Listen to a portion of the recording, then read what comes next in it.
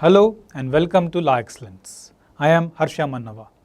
In this video, we want to address some basic questions regarding this optional of anthropology that students face when they have to take a decision whether to go for anthropology or not. So when students in this examination cycle, one of the most important decisions they make is regarding choosing the optional. So we want to simplify that process, especially with respect to addressing some basic questions that students have regarding anthropology. So we will structure our discussion around these 5 important questions. First, what is anthropology? Is it a good optional? Does it help us with GS? Next, why? What is the USP? What is the advantage with Law Excellence? And finally, how is the course structured? So we can begin with what is anthropology. Anthropology, simply speaking, is a 360-degree study of man. The word anthro means man. So anthropology is nothing but study of man in a 360-degree point of view. Now what does this 360-degree point of view mean? It broadly means three things. What are those 3 things? We study man from the point of man's cultural environment. How does man live in society? What is the culture that surrounds man? That is the first aspect of studying man. And when we try to study culture, how do we go about this process? We go about this process of cultural study by studying the various sub-aspects of culture. So to study culture, to understand the details of culture, we will look into what is this definition of culture. Next, we will look at what is marriage, what is the family, what is kinship.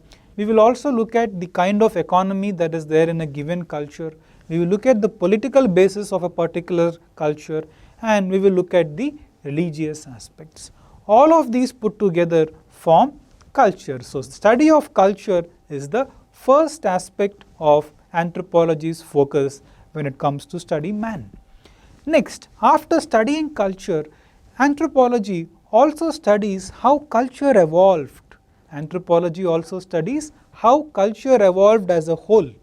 This involves study from the point of time of Paleolithic. Starting with Paleolithic age, the Stone Age, the earliest cultures, how through various phases culture finally took shape and finally developed before arriving at this larger complex culture that we are living in today. That is the second focus. And the first focus is what we study in social anthropology. The second, this whole story of cultural evolution is part of archaeology. And the third component of anthropology's focus is to study how man evolved in terms of the present physical form. Man is distinguished from other species in this animal kingdom by 2 essential traits. What are they? Humans are the only species which stand erect on their 2 legs. That is, they have an erect posture.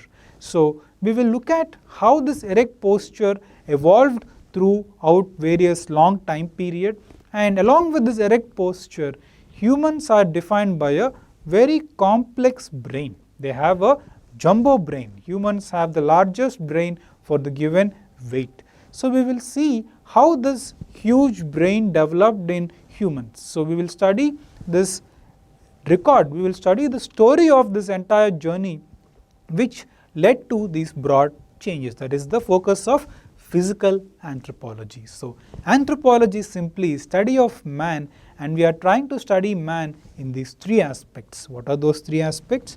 First, as we said, we are going to study man in terms of man's culture. What is culture? Second, we are going to study cultural evolution.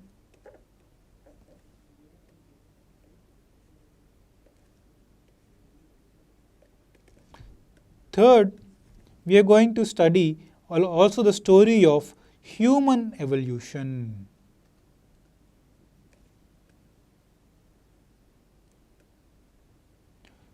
So these 3 aspects form the basis of anthropology. This is essentially what we mean by anthropology. Now the second question, the related question to this is, given this is anthropology, what is UPSC anthropology? In UPSC, anthropology is has two papers. For any optional, we have two papers, the paper 1, paper 2.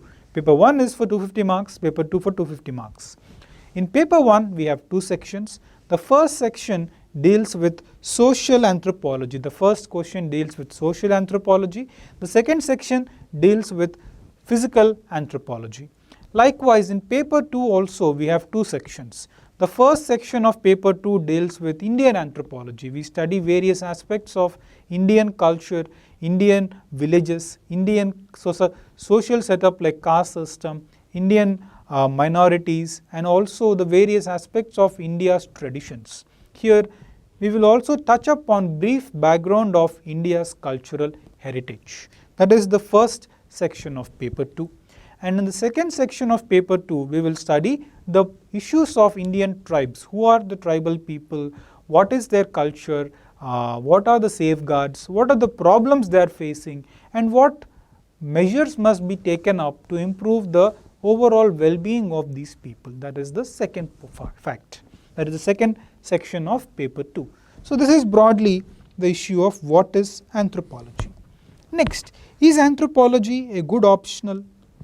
Of course, we are all here to understand, we are all here to decide whether anthro is a good optional or not. And how do we define something as a good optional?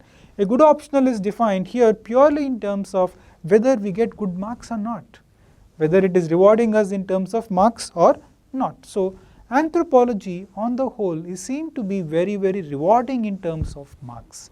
Why so? Why do we say so? It is rewarding because first, the syllabus is easy.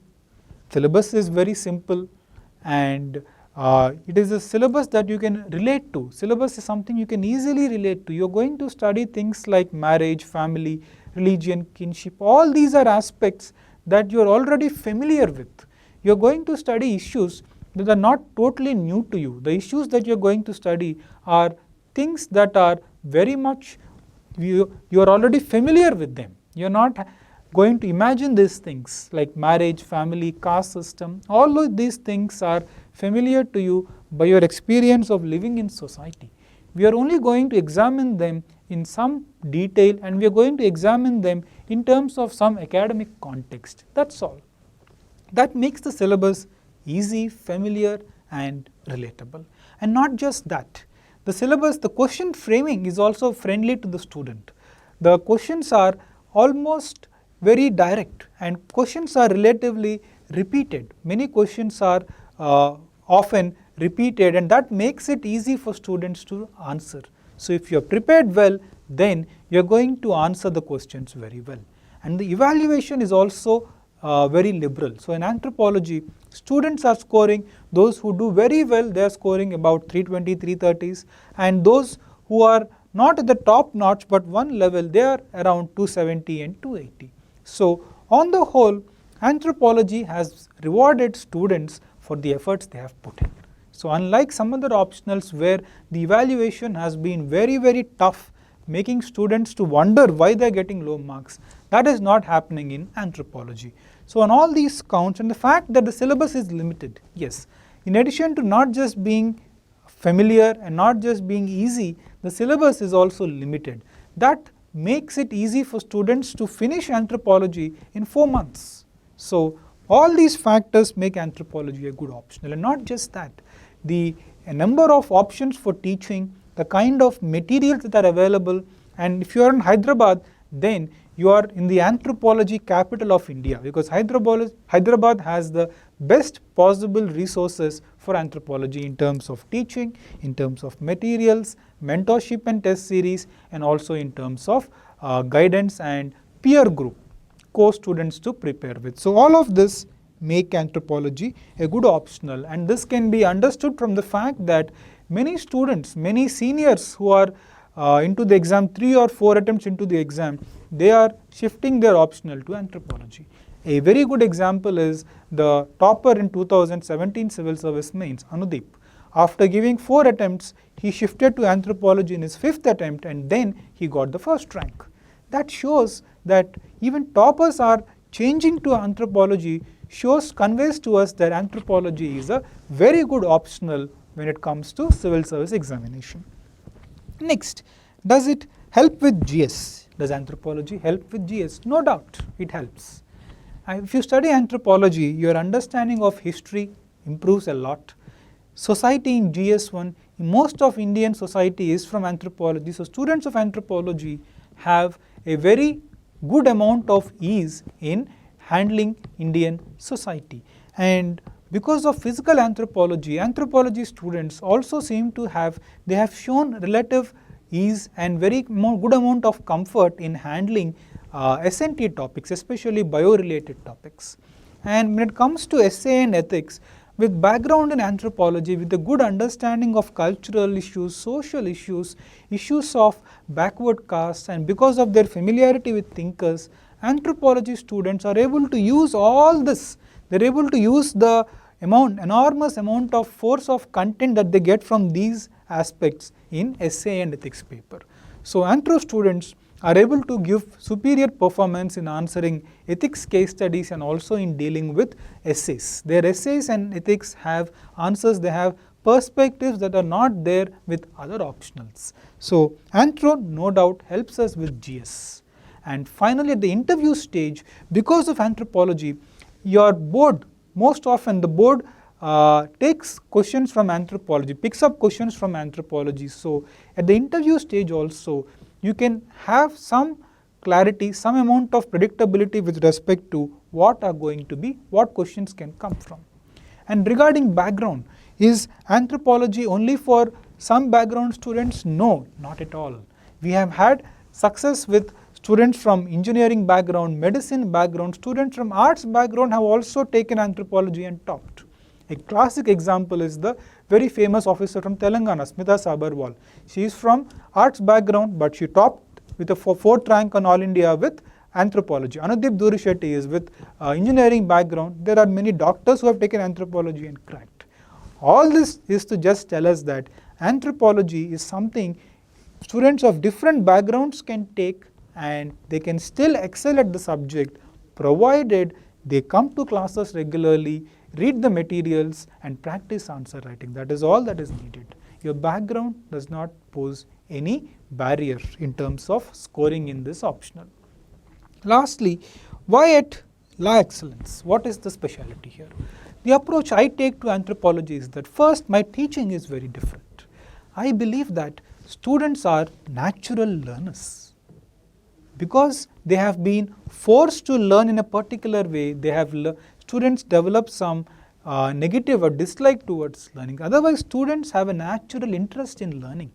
Now, my approach is to spark, it is to spark the curiosity in student. By giving a spark to the student's curiosity, we make students natural learners. Once the curiosity is sparked in them, then they will learn subject on their own interest. We don't have to push them.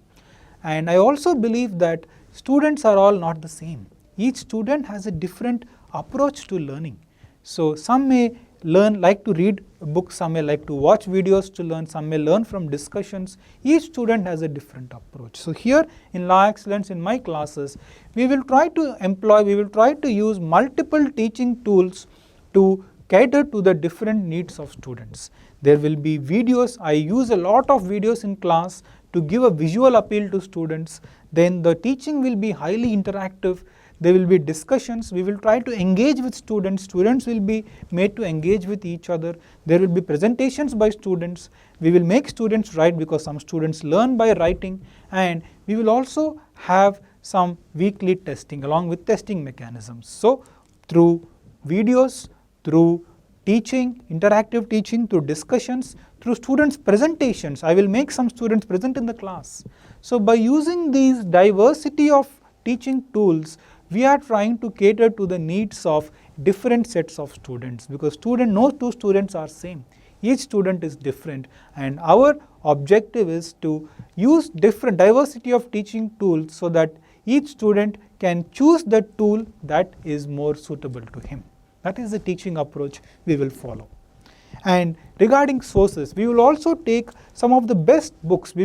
Most of the sources that I use will be from the US. So we will take the world-class reading material and I will compile it, I will curate it, I will simplify it and present to you. You will not be made to read outdated materials. Most of the materials we give are latest and they are from the best universities across the world.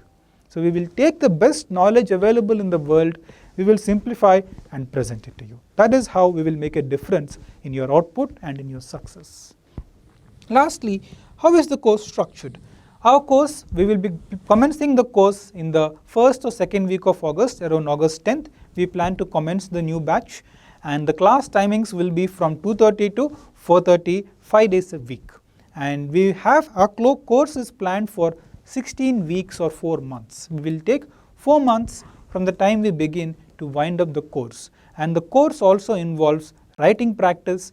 We will also give you handwritten notes, and there will also be printed material which will be supplied to the students. So through this diversity of methods, we want to reach out to students of different aptitudes, because I believe no two students are same and each student has a curiosity to learn.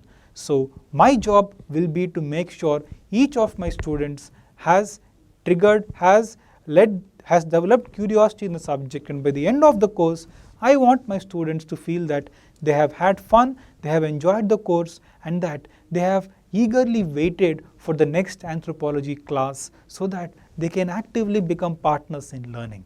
So please come join us in this quest for learning, and let us learn not as a student and teacher, but let us approach this course as a partners and co-travelers in this journey. So we will begin our batch soon, and I hope to see you in our classes. So until then, take care and goodbye.